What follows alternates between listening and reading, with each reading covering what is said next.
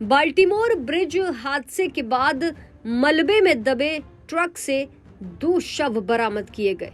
जहां बता दें कि हादसे के वक्त कई वाहन नदी में गिरे थे। दरअसल वॉशिंगटन पोस्ट के अनुसार राष्ट्रीय परिवहन सुरक्षा बोर्ड के अध्यक्ष ने कहा है कि जांचकर्ता डेटा रिकॉर्डर को पुनः प्राप्त करने के लिए जहाज पर चढ़े हैं और घटनाओं की एक समय रेखा को विकसित किया जा रहा है।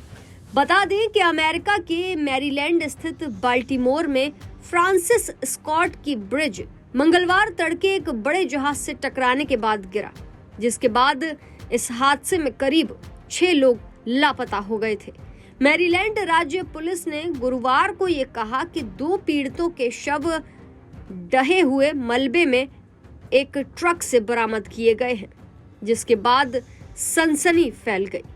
अधिकारियों ने ये कहा कि एक विशाल कंटेनर जहाज के बाल्टीमोर के फ्रांसिस स्कॉट की ब्रिज से टकराने और ढह जाने के एक दिन बाद पटापस्को नदी में डूबे एक लाल पिकअप से बुधवार को 2 लोगों के शव बरामद किए गए।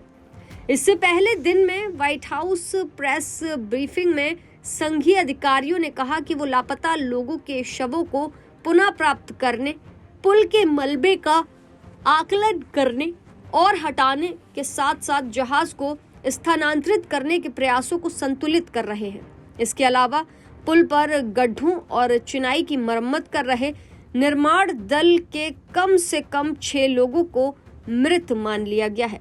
हालांकि 2 अन्य श्रमिकों को बचा लिया गया है। बता दें कि राष्ट्रीय परिवहन सुरक्षा बोर्ड के अध्यक्ष ने कहा कि जांचकर्ता डेटा रिकॉर्डर को पुनः प्राप्त करने के लिए जहाज पर चढ़े हैं और घटनाओं की एक समय रेखा विकसित कर रहे हैं। विशेष रूप से गवर्नर वेस मूर ने तुरंत प्रभाव से मैरीलैंड ध्वज को आधा झुकाने का आदेश दिया। अगली सूचना आने तक ये आधे कर्मचारियों पर ही लागू रहेगा। दरअसल कथित तौर पर ये उन पीड़ितों के सम्मान में किया जाता है जिन्होंने फ्रांसिस स्कॉट की ब्रिज ढहने के परिणाम स्वरूप दुखद रूप से अपनी जान गंवा दी। अमेरिकी राष्ट्रपति जो बाइडेन ने मालवाहक जहाज पर सवार कर्मियों की त्वरित कार्रवाई की सराहना भी की।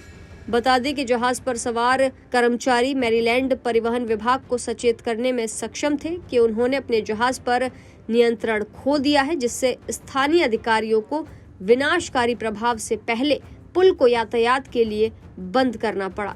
एक ऐसा कदम जिसने निसंदेह लोगों की जान बचाई।